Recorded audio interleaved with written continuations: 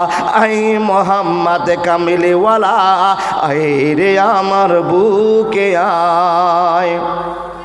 ডাকে রে তোর কীট দাস, শান্তি দাও মোর কলি যায়। আই মোহাম্মদ ফকির দরবেশ বাদশা ওলি, তুলিতেছে সে ফুলের কলি। ভিক্ষা ঝুলি কাঁধে নিয়ে,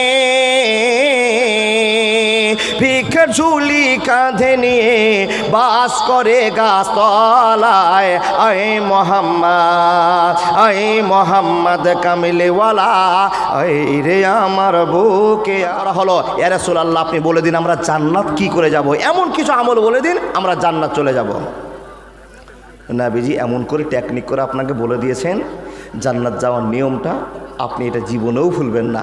ইয়া রাসূলুল্লাহ বলুন তো কি কি কাজ করতে হবে? উম্মতি শুনে নাও, আল্লাহর বিধান কি তো আইন নামাজ পড়তে হবে, ছাড়া চলবে না। রমজান মাস আসলে বছরে 1 মাস রোজা করতে হবে, ছাড়া চলবে না। যদি তোমার ঘরে 2 কুইন্টাল ধান হয়ে যায়, 5 কুইন্টাল ধান হয়ে যায়, শরীয়ত মোতাবেক আইন অনুযায়ী নবীর তারিখায় যদি ফসল হয়ে যায়, যাকাত দিতে হবে। 1 লাখ টাকা বাক্সে জমা আছে, দিতেই হবে, দিতে হবে। বন্ধুরে আমার, 5টা বৈশিষ্ট্য মানার পর আমার করণীয় কি আছে একবার বলে দেন। নবী গো, আপনি যেটা মুখের কথা বলে দিয়েছেন সেটাই করব, একটু বেশিও করব না আর কম করব না। বন্ধুরে আমার, নবীজির মুখের জবান শুনে লোকগুলো বলছে ইয়া রাসূলুল্লাহ, একটা বেশিও করব না কম করব না, আপনি যেটা বলেছেন সেটাই মানতে আরম্ভ করব। উম্মতি শুনে নাও, হ্যাঁ হ্যাঁ হ্যাঁ সেটাই করে যাও, জান্নাত চলে যাবে। আল্লাহ নবী গো কি কি করতে হবে? বলে নামাজ পড়ার পর দান করতে হবে, নামাজ পড়ার পর মানুষের মাথায় হাত দিতে হবে। কোন মানুষের মাথায় হাত দিয়ে নাম্বার পাওয়া যাবে? আপনাদের গ্রামে বিধবা আছে, ইয়াতিম আছে, বয়স্ক আছে, এদের সঙ্গে নেক সুলুক করতে হবে। নামাজ পড়েছেন, মানুষের সঙ্গে নম্রতার ব্যবহার দেখাতে হবে।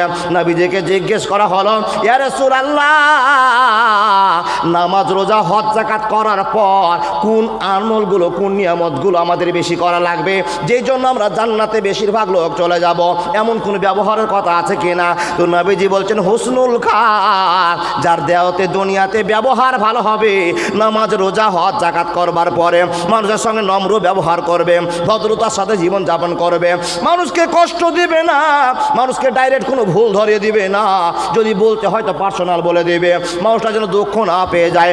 নবীজিকে প্রশ্ন করার সঙ্গে সঙ্গে নবীজি বললেন, ওই চরিত্রবান লোক এক বাক্যে আল্লাহ জান্নাতে যাবে। একবার জোরে বলুন না সুবহানাল্লাহ। তিলকাল জান্নাতুল লাতী নুরিসু মিন ইবাদিনা মান কানা তাকিয়া। নবী গো, আমাদের আমল যদি আল্লাহর কাছে দরখাস্ত দিতে পারে, আর আমাদের ডকুমেন্ট যদি আল্লাহর কাছে প্রমাণ দিতে পারে, নবী গো আমাদের ভয় যাত্রা কমে যাবে। এই জীবনে আমাদের আমল করতে আমরা আরম্ভ করেছে। এ নবী মুহাম্মদ, আপনি বলে দিন আমাদের নামাজ রোজা হজ যাকাত পড়া আর কি করণীয় আছে? নামাজ রোজা হজ যাকাত করার পরে আর কি করব যাতে আমাদের আমলটা বৃদ্ধি পায় আর আমাদের ডকুমেন্টসের জন্য আমরা জান্নাতে চলে যাই? এ বাবা, ডকুমেন্টস নিয়ে কেউ জান্নাত যেতে পারবেন না, আল্লাহ দয়াতেই জান্নাত যাবেন, কিন্তু আপনি তো আমলে খামতি করে রাখলে তো আপনার হবে না। আমলকে আপনাকে পরিপূর্ণ করতেই হবে, আমল পরিপূর্ণ করতে হবে। রাসূল, নামাজ রোজা হজ যাকাতের পর কি আছে? তো রব্বুল আলামিন বলেন, নামাজ রোজা হজ যাকাতের পরে সবচেয়ে পাওয়ারফুল ইবাদতের নাম হলো দান। পাওয়ারফুল ইবাদতের নাম হলো দান। ও আল্লাহর বান্দা বান্দিরা, ভালো করে শুনে যান। নামাজ পড়ার পর, রোজা করার পর, হজ করার পর, যাকাত দেওয়ার পর, যে বিশ্বাস আপনি করেছেন ঈমান রাখার পর, পৃথিবীর বুকে যত ইবাদত আছে পাওয়ারফুল ইবাদতের নাম হলো দান। ও মাওলানা ইমদাদুল, এতগুলো দান করছে, তারপর আপনি দানের জন্য ওয়াজ শুরু করছেন। হ্যাঁ হ্যাঁ হ্যাঁ, দান আপনি করেছেন, কিন্তু কোন কোন লাভ আপনি করেছেন বন্ধু? আব্বা জান, এখন আপনি বুঝতে পারেননি। দান করেছেন অনেক, কিন্তু দানের ফজিলত এখন আপনি শোনেননি। দান করে কোন কোন আপনার লাভ হয়েছে, দান করে কতটা আপনার লাখ না লোকসান হয়েছে।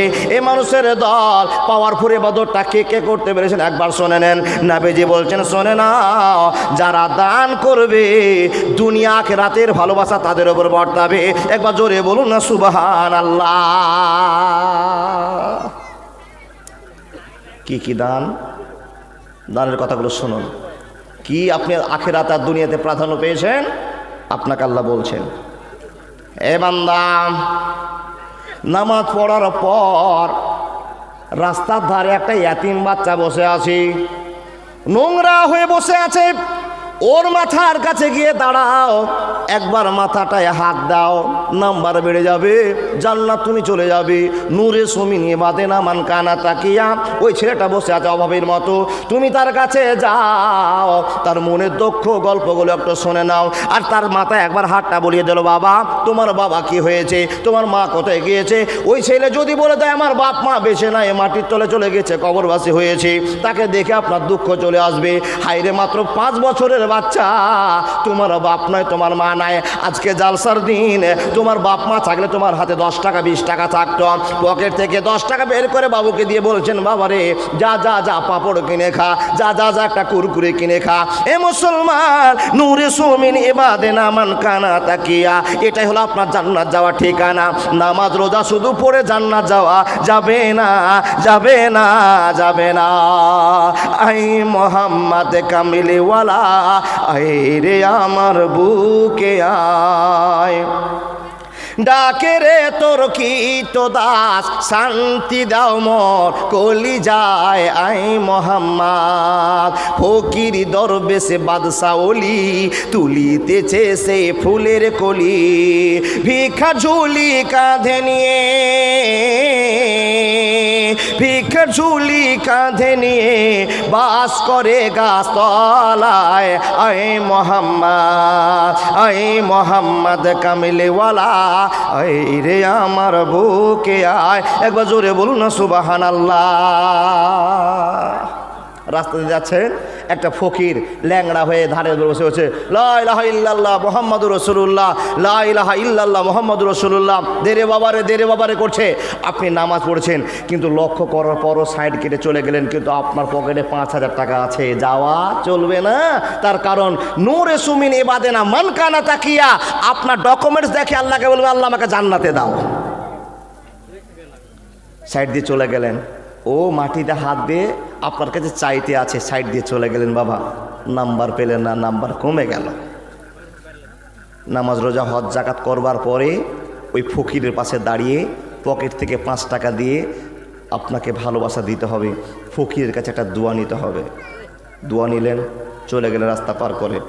এবার যেতে যেতে বন্ধু, রাস্তার ধারে একটা বিধবার বাড়ি আপনি দেখতে পেলেন। সকালবেলাতে এই বাড়িটা ভাত রান্না হয় না, দুপুরবেলায় ভাত রান্না হয় না, রাত্রেও ভাত রান্না হয় না। একটা বিধবা গ্রামে বসবাস করে। এ মুসলমান, আপনাকে খোঁজ রাখতে হবে, মেয়েটার ভাত রান্না কেন হয় না, মেয়েটা কোথায় দিন কাটা, কি করে আরম্ভ করে। মানুষ রে, জান্নাত যাওয়ার জন্য কাজ শুরু করেছেন, আপনার লক্ষ্য বস্তু জান্নাতে যেতে হবে, কিন্তু আনুষঙ্গিক যদি অ্যাডিশনাল আমল না থাকে, জান্নাত যাওয়া যাবে না, যাবে না, যাবে না। নাজবি শিষ্টাচারের মধ্যে আপনাকে বলতে আরম্ভ করলাম, এ মানুষের দল, এত কিছু নেকি আপনাকে করতে হবে। কেন করতে হবে? আল্লাহকে বলবো মাবুদ জান্নাতে দাও, আর আল্লাহ আপনার আমল নামা যখন চেক করতে আরম্ভ করবে, লোকটা নামাজ পড়েছে, কোনোদিন ফকিরকে ভিক দেয়নি, লোকটা নামাজ পড়েছে, কোনোদিন মানুষকে নম্রভাবে কথা বলেনি, লোকটা নামাজ রোজা হজ জাকাত করেছে, কিন্তু মানুষের সঙ্গে বিরোধী করে মরেছে, লোকটা নামাজ রোজা হজ জাকাত করেছে, কোনোদিন ইয়াতীমের মাথায় হাত দেয়নি। মুসলমান শুনে নিন, যদি নবীর হাদিস সত্য হয়, আল্লাহ কোরআন সত্য হয়, জান্নাতে যাবে না, যাবে না, যাবে না। হ্যাঁ যাবেন আল্লাহর দয়াতে। কখন? যে অন্যায়গুলো করেছেন, অন্যায়ের সাজা পাওয়ার পর, নাহারে হায়াতে গোসল করিয়ে দেওয়ার পর আপনাকে জান্নাতে দিবে, জান্নাত যাবে। মুসলমান জান্নাতে যাবেই, কিন্তু সাজা কাটার পর। মাওলানা, জান্নাত যাওয়ার আরেকটা অন্যতম মাধ্যম আপনি বলে দেন। জান্নাতে যাওয়ার অন্যতম মাধ্যমের নাম হলো দান করা। জি এবার নামাজ রোজা ছাড়া আপনার জীবন আর কি ভালো আমল করেছেন আপনি দেখান, হিসাব করুন। কাউকে খোঁটা দেওয়ার আগে নামাজ রোজা হজ যাকাত করার আগে আর কি ভালো আপনার আমল আছে? নামাজ খুব ভালো করে পড়েছেন, কিন্তু বিশ্বাস করে নেন যারা নামাজ ধরেছেন, একটা মৌলভী মাওলানার সময় আপনার নামাজ হয়নি। তার কারণ 7 বছর বয়স থেকে একটা মৌলভী মাওলানা নামাজ শুরু করে দেয়, মরা পর্যন্ত নামাজ পড়ে।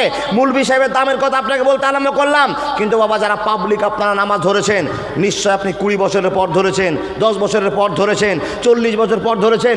বড় একটা অসুখ হয়েছে, তারপর আপনি দাড়ি ছেড়ে 2 রাকাত 4 রাকাত নামাজ আপনি পড়েছেন, যে মুসাল্লি বুড়ো হয়ে গেছেন। আর আপনার ফতুয়াতে আব্দুর রাজ্জাকও ফেল, আপনার ফতুয়াতে আব্দুর রাজ্জাকও কি বলেন ফেল। জি, ওই মুসাল্লি হওয়ার চাইতে বেনমাজি হয়ে দিন কাটিয়ে লাভ আছে। তার কারণ ফতুয়া নিয়ে জান্নাত যাওয়া যাবে, ফতুয়া দিয়ে জান্নাত যাওয়া যাবে না। কি জানেন আপনি? শুধু নামাজি হয়েছেন। কতটা নামাজি? যদি আপনাকে বলা হয় বায়েত বাণীর মানেটা বলো, আপনার গোষ্ঠী টেঁড়া হয়ে যাবে, আপনি বায়েত বাণীর মানে শোনাতে পারবেন না, আপনার ফতুয়া কেন করা হবে? সত্য করে বলছি আপনাদেরকে, নামাজ ধরেছেন, ভয়ে দিন কাটান। 40 বছরে তো নামাজটা আপনি শুরু করেছেন, মাওলানা সেই কথাগুলো আর বলিয়েন না। নামাজ তো ধরেছি, নামাজটা ধরতে দেন, আমরা বাকি আমলগুলো করব। আপনি যা যা বলছেন নবীর হাদিস কোরআনের মোতাবেক আমরা মেনে নেব ইনশাআল্লাহ। এবার সব প্রথমে আপনাকে বলছি, যারা নামাজি হয়ে গিয়েছেন, খবরদার ফতোয়া দিবেন না, খবরদার ফতোয়া দিবেন না। যেটা জানেন না, কোনো ছোট মৌলবীর কাছে হোক আর বড় মৌলবীর কাছে হোক, বসে বসে তেলিয়ে তালিয়ে সে সেটা জানে, তার কাছে আপনি শুনে আমলে ফিটিং করেন, জীবনটা ধন্য হবে। একদিন মসজিদে গেলেন, 3 দিন মসজিদে যাওয়ার পর মৌলবীর ভুল ধরতে শুরু করলেন। এত মৌলবীরা জামাতে আসবে না, মৌলবীরকে সপ্তাহে কাজ বেশি বলে কিনা বাবা? যেদিন থেকে নামাজি হয়েছে তারপর সপ্তাহ থেকে খালি মৌলবী মানুষের বিরোধ শুরু করেছে। আর যত রকমের দেশের নোংরা লোক আছে তাদের সম্পর্কে আলোচনা শুরু করেছে। বাবা তুমি যে নোংরা ছিলা, এখন তুমি তো আল্লাহর কাছে কাঁদতে শিখেছো, কাঁদো না, কাঁদো না, 2-4 বছর কাঁদো, দেখো পরিবর্তন হও কি না। তারপরে বুঝে নিতে হবে আমার এবাদতটা আমি কতটা আল্লাহকে রাজি করতে পেরেছি, আমার ভালোবাসাটা আল্লাহর কাছে কতটুকু পৌঁছেছে। এ বাবা বুঝে নেবেন আপনার ইমানে। আপনার ইমান যদি বলে নামাজ রোজা হজ যাকাত করার পরও আপনার নোংরামি ছুটেনি, তো আপনাকে জেনে নিতে হবে আপনার নামাজ কবুল হয়নি। তো বলবে মৌলভী সাহেব তুমি যে ওয়াজ করছো নামাজ না পড়াই ভালো আছে নাকি? যদি এই ফতোয়া মেনে নেন, কোটি কোটি টাকা দাম দেন, কোটি ফকিরকে খাওয়ান, ইয়াতিমের বাড়িতে প্রত্যেকদিন 5 মণ করে চাল দিয়ে আসেন, একটাও গুনতিতে থাকবে না। তার কারণ নামাজ পড়তেই হবে। নামাজ পড়ার পর এগুলো আমল, নামাজ করার আগে নয়। শোনাই, জান্নাত নেওয়ার জন্য পাগল হয়ে গেছে। কার কথা বলবো, কার কথা বলবো? একটা কথা আপনাকে বলে যাই, শোনেন, আল্লাহর ভয় যদি অন্তরে থাকে তো নিশ্চয়ই মানুষ আল্লাহর প্রেমে পাগল হয়ে যায়। প্রমাণ দিয়ে যাচ্ছে আপনাকে। আবু হুরায়রা রাদিয়াল্লাহু তাআলা আনহু বলছেন, কি গো, দান একটা পাওয়ারফুল ইবাদত, দান একটা পাওয়ারফুল ইবাদত। দান কি করে করতে হবে? জান্নাত যাব মাওলানা, কিসের বিনিময়ে? ইবাদতের বিনিময়ে। আল্লাহ বলছেন নূরে সুমিন ইবাদেনা মান কানা তাকিয়া। এবার আবু হুরায়রা রাদিয়াল্লাহু তাআলা আনহু বলছেন, জান্নাত নেওয়ার উপায়ের জন্য, জান্নাতের আসার জন্য মানুষ কি না করতে পারে। আলোচনা শুনুন। আবু হুরায়রা বলছেন কি, একজন লোক, মন দেন আমার দিকে, একজন লোক রাস্তা দিয়ে হাঁটছে, রাস্তা দিয়ে হাঁটছে, হঠাৎ করে মেঘের ভিতর থেকে একটা আওয়াজ শুনতে পাচ্ছে। এ বাবা, মেঘের ভিতর থেকে একটা আওয়াজ ভেসে আসছে, কি? এসকে হাদিকাতা ফোলানিন, এসকে হাদিকাতা ফোলানিন। তো লোকটা বলছে ভয় পেয়ে গেলাম আমি, মাফহমটা বোঝাচ্ছি আপনাকে। লোকটা বলছে আমি ভয় পেয়ে গেলাম। কিসের ভয়? আমি যেন লক্ষ্য করছি মেঘের ভিতর থেকে, এক টুকরো মেঘের ভিতর থেকে আওয়াজ ভেসে আসছে, এসকে হাদিকাতা ফোলানিন। আমি কানটা উড়ালাম যে কোথা থেকে আওয়াজটা ভেসে আসছে, আমি একাই। আবু হুরায়রা বলেন, লোকটা কান উড়িয়েছে, আর লোকটা কান ওড়ার পরে লক্ষ্য করছে মেঘের ভিতর থেকে একটা আওয়াজ আসছে। এসকে হাদি কাতা ফোলানেন, এসকে হাদি কাতা ফোলানেন। বন্ধুরে আমার, এই আওয়াজটা শোনার পর লক্ষ্য করছেন কোনো জায়গায় মানুষ দেখা যায় না, মেঘের ভিতর থেকে একটা আওয়াজ ভেসে ভেসে কানে লোকটা আরম্ভ করেছে। এই আওয়াজটা শোনার পর লক্ষ্য করলো বাবা এক টুকরা মেঘের খণ্ড ছুটতে আরম্ভ করেছে দক্ষিণ দিকে, উত্তর দিকে, পশ্চিম দিকে বলতে আরম্ভ করেছে। লোকটা বলছে আমি মেঘের পিছনে আওয়াজ নিয়ে আরম্ভ করলাম, মেঘের পিছনে ধাওয়া করতে আরম্ভ করলাম, মেঘের পিছনে পিছনে চলতে আরম্ভ করলাম, এই জন্য চলতে আরম্ভ করলাম। এত সুন্দর কথা জীবনেও শুনিনি। যে লোকটার নাম জিজ্ঞেস করলাম, যে লোকটার নাম মেঘের কাছ থেকে আমি শুনলাম, ওই লোকটাকে না দেখে আর মনে স্থির করতে পারছি না। এমন একটা দামি লোক পৃথিবীতে আছে, যে পৃথিবীর মানুষটার দামি না হলে কেমন করে এক মেঘ খণ্ড আল্লাহর প্রশংসা করে ওই লোকটার নাম বর্ষণ করে বলে, ওই নামটা ব্যবহার করে বলার পরে বলছে ও আল্লাহর বান্দা, আমার মনে একটা ধারণা হয়ে গেল, আমার একটা অভিজ্ঞতা হয়ে গেল। এই মেঘের ভিতর থেকে যে লোকটার নাম আমি কানে শুনতে পেয়েছি, ওকে না দেখা পর্যন্ত মনে আমার শান্তি আর আসবে না। মেঘের ভিতর থেকে আকাশ আসছে, লোকটার নাম কি গো? আব্দুর রহমান। আব্দুর রহমান এসকে হাদি কাতা ফোলানিন, আব্দুর রহমানের বাগানে পানিগুলো বর্ষণ করো। কি এমন আমল করে, কতটা আল্লাহর ভয় আছে, আপনি কতটা ভয় করেছেন, এবার বিচারটা করুন আপনি।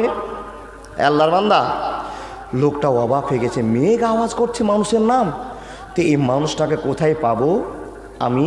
এই উদ্দেশ্য নিয়ে মেঘটা একদিকে চলতে আরম্ভ করলো, আর আমি চলতে আরম্ভ করলাম। বন্ধুরে আমার, চলতে আরম্ভ করলো মেঘ, আর আমি পিছন পিছন চলতে আরম্ভ করলাম। আল্লাহর বান্দারা চলতে চলতে চলতে চলতে গেলাম, মেঘ এদিক থেকে বেড়ি মেরে চলতে আরম্ভ করলো, ওদিক দিয়ে ঘুরে গেল, ব্যাক সাইড করে ঘুরে গেল। কোথায় চলেছে? এসকে হাদি কাতা ফোলানিন, ওই বাগানে পানি বর্ষণ করো, ওই বাগানে পানি বর্ষণ করো, যেই বাগানের মালিকের নাম হলো আব্দুর রহমান। এই বাগানের নামের মালিককে আমি খোঁজ করব, কি এমন আমল করে, কি এমন ভালোবাসা দেখায়, আল্লাহর কত ভয়ে দিন কাটায়, যে একটা মেঘের ভিতর থেকে আব্দুর রহমানের নাম ভেসে আসছে। আমি চলতে আরম্ভ করলাম, যেতে দেখলাম বন্ধুরে একটা কালো পাথরের উপরে ঝরঝর করে বৃষ্টি হতে আরম্ভ করলো। একবার জোরে বলুন না সুবহানাল্লাহ। হয়নি, হবে না, হতে পারে না, আমার নবীর সাথে কারো তুলনা। হায়রে তুলনা তো দূরের কথা, ছায়াও মিলে না। হয়নি, হবে না, হতে পারে না, আমার নবীর সাথে কারো তুলনা। সকল নবী রাসূল ছিলেন আল্লাহর দেওয়ানা, দুই নয়নে দেখবে আল্লাহ দিলের তামান্না। শেষ নবীকে ডেকে নিলেন দেখবে রব্বানা। হয়নি, হবে না, হতে পারে না, আমার নবীর সাথে কারো তুলনা। ইউসুফকে দেখে যারা আঙ্গুল কেটেছে, তারা কি নবীজির রূপ দেখেছে? আর দেখতো যদি কেটে দিত কলিজা খানা। হয়নি, হবে না, হতে পারে না, আমার নবীর সাথে কারো তুলনা। একবার জোরে বলুন না সুবহানাল্লাহ। লোকটার মনে বিশ্বাস হয়ে গেছে, আল্লাহ এই লোকটা কি এমন আমল করে, কি এমন আল্লাহ তোমাকে ভদ্রতা দেখিয়েছে যে মেঘকে তুমি অর্ডার করেছো ওর বাগানে পানি হও। এ বাপ, আপনি সরষা লাগিয়েছেন, সরষা ফেলে দিয়েছেন, এখন সরষাতে আপনার জলের দেওয়ার দরকার আছে, জল দিবেন। গম লাগিয়েছেন, জল দিবেন। আচ্ছা, লাখ লাখ সাইডে জমিওয়ালা আছে, আর লাখ লাখ বিঘা জমিওয়ালা আছে, যদি ওই জমিওয়ালার মিডিলে গিয়ে আকাশ থেকে পানি বর্ষণ হয়, তো আপনাদের অবাক করা লাগবে না? যেটা কি অবাক কাণ্ড! এই লোকটা হাজার হাজার বিঘা জমি আছে, এইগুলোতে একটা ফোঁটা পানি পড়ে না, আর এই লোকটার জমিতে পানি বর্ষণ হচ্ছে, আপনারা অবাক হবেন না? প্রশ্ন নিজে জানতে হবে, নিজের মনটা একটা বিবেক আপনার প্রশ্ন লাগবে, আরে আমি কোন আল্লাহওয়ালা আর সে কোন আল্লাহওয়ালা যে আমার জমি পার করে দিয়ে ওর জমিতে বৃষ্টি হচ্ছে যেখানে পানির কোনো খবর নাই। এবার আপনাকে আর একটু বুঝিয়ে দিই, এই যে দক্ষিণ মাঠ আমাদের আছে, বলিপুকুরের মাঠ, মোটরের ব্যবস্থা নেই, কোনো পানির ব্যবস্থা নেই। অবাক করার জন্য কোনো এমন আল্লাহর বান্দার জমিতে যদি আল্লাহ পানি বর্ষণ করে, একটা মানুষের জমিতে পানি বর্ষণ করছে আর বাকি সব জমিগুলো পতিত পড়ে আছে, সেই জায়গাতে পানি বর্ষণ হচ্ছে, ফসল ফল হচ্ছে, তো আপনাদের বিবেকে কী লাগবে যে আল্লাহ এই নিঃস্ব আল্লাহর প্রেমিক আছে, আল্লাহর বান্দা আছে, আল্লাহর ভয় করেওয়ালা আছে, যার জন্য লাখ লাখ ভুঁয়ের মালিককে বাদ দিয়ে এই জমিতে পানি বর্ষণ হচ্ছে। এটা হবে কি হবে না? এই লোকটা বলছে আমার চিন্তা একবারে লক্ষ্য হয়েছে, মেঘ কোন দিকে যাচ্ছে আমি দেখব কোন জমিতে পানি বর্ষণ হচ্ছে। আর যার নামটা শুনলাম ওর নাম হলো আব্দুর রহমান। এই কেমন লোক, কোন ইবাদতের লোক যে এর এত পরিচয়, এত ভালোবাসা আছে, এই ভাবনা করে চলতে আরম্ভ করলাম। মেঘ সাইড কাটতে কাটতে কাটতে কাটতে কাটতে আদিবাসী পাড়াতে গিয়ে একটা কালো পাথরে বাড়ি লেগে ঝর্ণার মতো জল পড়তে আরম্ভ করলো। সেই জায়গাটা ভর্তি হয়ে গেল, বাবা একটা জায়গা ক্যানেল হয়ে গেল, সুন্দর একটা জায়গাতে জল জমা হয়ে গেল। হাদিস বলছে আপনাকে এবার এই কথাটা বলার জন্য এই জন্য উপনীত হলাম যে আপনার ইমানের যদি একটু পরিধি বাড়ে, জল বৃষ্টির ন্যায় হলো, জায়গাটাতে জল জমে গেল। এবার তিনটা বাগান সামনে জল জমা হয়ে আছে, ক্যানেল হয়ে ড্রেন দিয়ে ক্যানেল হতে হতে হতে পানির ঝর্ণাটা একা বেঁকা হতে হতে ওই লোকটার বাগানে ঢুকছে, যে লোকটার নাম হলো আব্দুর রহমান। জোরে সুবহানাল্লাহ বলা যাবে না? লোকটা অবাক হয়ে গিয়েছে, লোকের সামনে দাঁড়ালো, লোকটাকে জিজ্ঞেস করলো, ভাই আমি মেঘের আওয়াজ শুনেছি, ইসকে হাদি কাতো ফোলানিন, অমুকের বাগানে পানি বর্ষণ করাও, আরও সাইডে 10টা বাগান আছে, কারো বাগানে পানি বর্ষণ হলো না। ভাইরে তুমি কি ইবাদত করো, তুমি কি বাগানের মালিক, তোমার পরিচয়টা একবার দিয়ে দাও। এ আল্লাহর বান্দা যখন সেই লোকটা বলতে আরম্ভ করেছে, আম্মা ইজা কুলতু হাজা ফাইন্নি অঞ্জুর মা ইয়াখরুজু মিনহা ফাতাসাদ্দাকু বিসুলুসিহি ওয়া কানা ওয়া আনা ওয়া ইয়ালি সুলুসানা ওয়া লোকটার কাছে এই লোকটা বলছে, বাবারে তুমি কি এমন আমল করো, কি এমন আল্লাহকে ভালোবাসা দেখাও, কি এমন তুমি ইবাদত করো যে হাজার হাজার বিঘা ধান ছেড়ে দেওয়ার পর তোমার ধানের জমিনে পানি বর্ষণ হয়, কি এমন আমল করো আমাকে একবার